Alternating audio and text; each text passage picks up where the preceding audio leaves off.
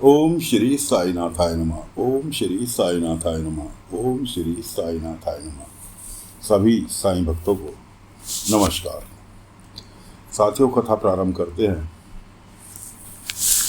ये बाबा का बेटा बेटी अध्याय चल रहा है, जिसके अंतर्गत आपको कथा सुना रहे हैं। पिछले भाग में जिक्र किया था कि एक परिवार, उसके दो बच्चे इत्तेफाक से जुड़वा, एक बेटा एक बेटी, दोनों जुड़वा।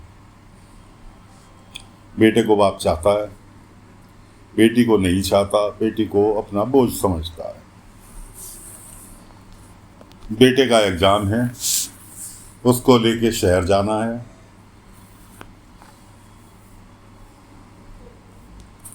जिसके पीछे बेचारी बेटी पे झाड़ पड़ चुकी है। अब वो शहर जाने के लिए बैलगाड़ी लेने के लिए निकलता है, तो रास्ते में कोई ग्रामीण दूसरा मिल जाता है, तो उससे बातचीत चलती रहती है। तो उससे कहता है कि आज कल मेरे बेटे का जन्मदिन है और मैंने बम्बई से उसके लिए उपहार मंगवाया। उसने कहा कि भाई, बेटी खाली बेटे का जन्मदिन है, जन्मदिन तो तेरी बेटी का भी है, उपहार उसके लिए भी मंगवाया होगा। उसने कहा, अरे वाह, कैसी बात कर दी, मूर्ख हो तुम।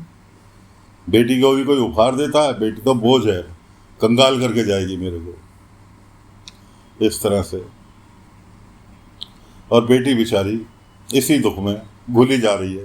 केवल वो अपना दुख दूर करने के लिए प्रतिदिन बाबा के पास आती है, किसी भी बहाने से एक फूल, प्रतिदिन गुलाब का फूल देने बाबा को आती है, जो कि उसने पेड़ अपने घर के ही आंगन में लगा रखा है, गुलाब का पेड़। प्रतिदिन उस गुलाब के पेड़ से एक फूल तोड़ती है और बाबा को समर्पित करने के लिए आती है। बेटी का नाम उमा, बेटे का नाम सम्राट। अब बेटा जो है, दिखाने के लिए तो अपने बाप को सारा दिन पढ़ाई में लगा रहता। बाप देखता, हाँ मेरा बेटा बहुत मेहनत कर रहा है, बहुत मेहनत कर रहा है भाई, जबकि उसका पढ़ाई में मन ही नहीं लगता। एग्ज़ाम देने के लिए बाप ने कहा तैयार हो जा। उसने कहा, अरे पापा अब तो टाइम निकल गया, पिताजी अब तो टाइम निकल गया, अब तो अगले साल देखूंगा, जाने में भी टाइम लगेगा, कागज़ पत्तर भी वहाँ सबमिट कराने हैं। लेकिन बाप पढ़ा रहा। उसने कहा, नहीं आज ही जाएंगे, बैलगाड़ी में, तेज़ चलने वाली बैलगाड़ी की व्यवस्था करता हूँ। इस तरह से उनके कार्यक्रम चल रहे हैं परिवार में। इधर बाबा की द्वारका माई में बच्चे आपस में झगड़ रहे हैं, क्योंकि द्वारका माई तो अक्सर बच्चों से भरी रहती थी। जो पहले बच्चे थे अब वो बड़े हो गए, अब उनके बच्चे हुए, उनका आपस में मेल जोल, तो इसलिए द्वारका माई तो बच्चों से पड़ी रहती। बच्चे आपस में झगड़ रहे हैं। क्यों झगड़ रहे हैं?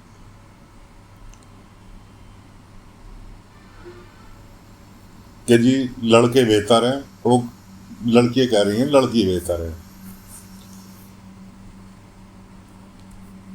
इस बात पे बच्चे एक दूसरे को सफाई दे रहे हैं कि जी लड़कियां सारे घर का काम करती हैं, लड़के कुछ नहीं करते। लड़के सफाई दे रहे हैं कि जी हमारे पिताजी भी तो लड़के हैं, वो कमाने के लिए जाते हैं, जब भी तो घर का काम खर्च चलता है, इसलिए लड़के बेहतर हैं। इतने में बाबा भिक्षाटन से लौटते हैं, देखते हैं बच्चे झगड़ रहे हैं। अरे भाई, किस बात पे झगड़ा हो रहा है? तो बच्चे बताते हैं, साई ये कह रहे हैं कि लड़की बेहतर है, ये कह रहे हैं लड़की बेहतर है। बाबा ने कहा, अच्छा रुको, शांत हो जाओ, मैं तुम्हें एक कहानी सुनाता हूँ। कहानी क्या? तो दोस्तों, कहानी प्रारंभ करते हैं कि भोलेनाथ ने सृष्टि रचाई। सृष्टि में कौन? ब्रह्मा विष्णु। भोलेनाथ ने अपने बनाए। ब्रह्मा विष्णु को अलग अलग कार्यभार सौंपे गए। ब्रह्मा जी को कार्यभार सौंपा गया कि तुम सृष्टि की रचना करो। ब्रह्मा जी ने सृष्टि की रचना की। जितने भी रचे वो सब देवता बन गए। कोई कोई सा देव, कोई कोई सा देव, इस तरह से ब्रह्मा जी ने बहुत सारे देवता बना मारे। अब देवता बना मारे, उनसे कहा इस कार्यक्रम को अब तुम लोग आगे बढ़ाओ। अब खाली देवता कैसे कार्यक्रम को बढ़ा पाते? दिन बीतते गए, दिन भी बीतते गए, लेकिन वो सारे देवता असमर्थ आए ब्रह्मा जी के पास कि महाराज ब्रह्मा जी, हमसे तो नहीं हुआ, हमसे तो नहीं है, एक भी शख्स बढ़ के दिया, आपने जितने बनाए थे हम उतने ही हैं। ब्रह्मा जी सोच में पड़ गए। ब्रह्मा जी ने कहा ये बात तो सही कह रहे हैं भाई, देवता लोग जितने भी मैंने बनाए सृष्टि की रचना करने के लिए उतने के उतने ही हैं, या तो मैं और बनाऊं, और मैं कब तक बनाता रहूँगा, इससे तो आगे बढ़ने का नहीं। सारे पहुंच गए भोलेनाथ के पास। भोलेनाथ की तपस्या की, भोलेनाथ प्रसन्न हुए। ब्रह्मा जी के सामने भोलेनाथ प्रकट हुए कि बोलो क्या समस्या है। ब्रह्मा जी ने अपनी समस्या रखी कि महाराज आपने, भोलेनाथ आपने सृष्टि की रचना के लिए बोला था, तो सृष्टि की रचना की, जितने भी बनाए उतने ही हैं, आगे बढ़ ही नहीं पा रहे। भोलेनाथ जो थे उनकी बात सुन के भोलेनाथ ने तुरंत अपना अर्धनारीश्वर रूप प्रकट किया, आधे नारी आधे नर। ब्रह्मा जी समझ गए कि भोलेनाथ क्या कहना चाह रहे हैं। भोलेनाथ ने, ब्रह्मा जी ने अर्धनारीश्वर रूप की, नारी के रूप की तपस्या की, प्रार्थना की। तब देवी उमा ने, आधा रूप उमा का था उस अर्धनारीश्वर में, और आधा रूप महादेव का था। उस अर्धनारीश्वर रूप में आधा रूप उमा का था, आधा रूप महादेव का था। तो उमा माता ने नारी की